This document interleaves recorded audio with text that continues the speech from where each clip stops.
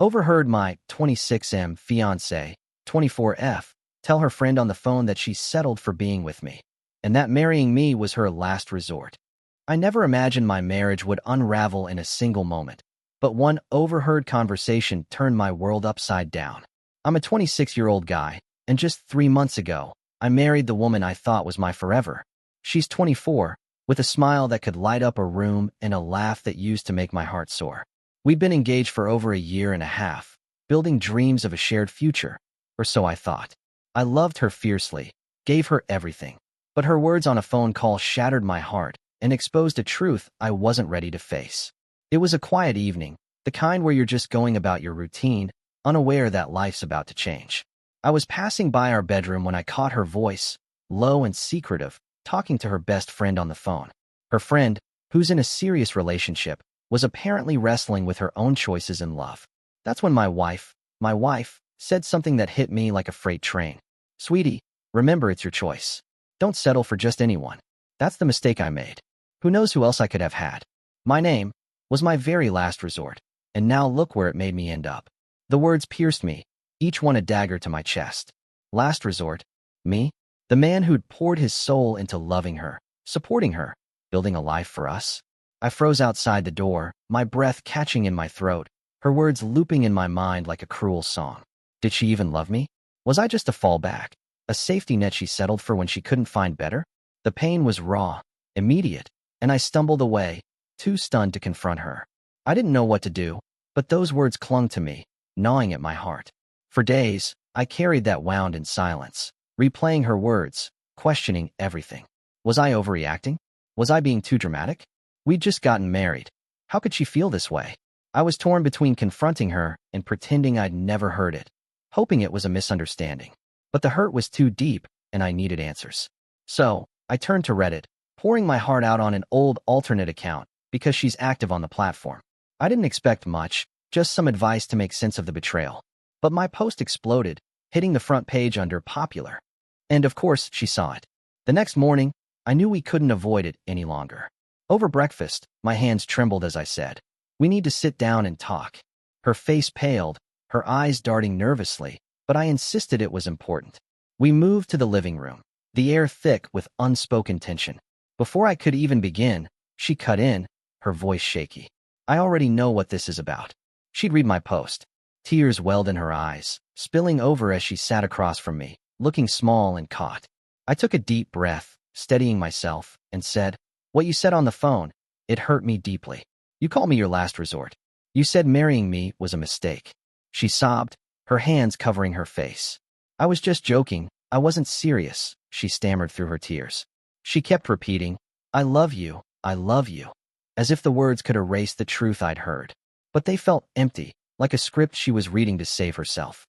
"I can't be in a marriage where my partner doesn't love me the way I love them," I said, my voice cracking under the weight of my pain. She tried to insist she loved me, that I meant something to her, but it sounded like desperation, not truth.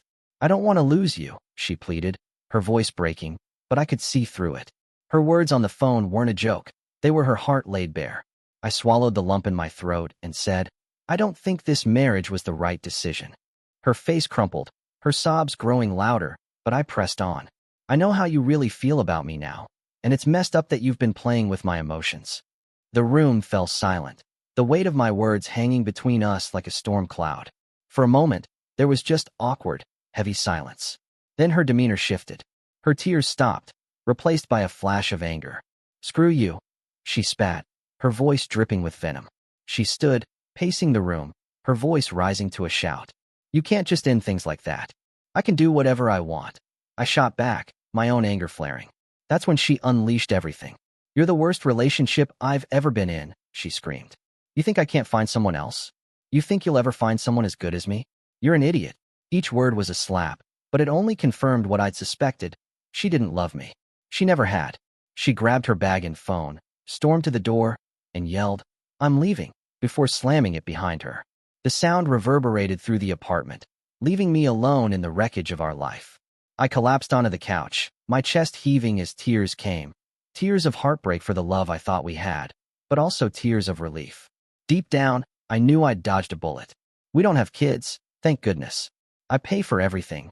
The apartment, the furniture, even her car. She owns almost nothing except her clothes. Before we married, we signed a prenup, a decision I now cherish as one of the smartest I've ever made. She'll walk away with little, and while part of me feels a flicker of guilt, another part knows she doesn't deserve my pity. Not after this.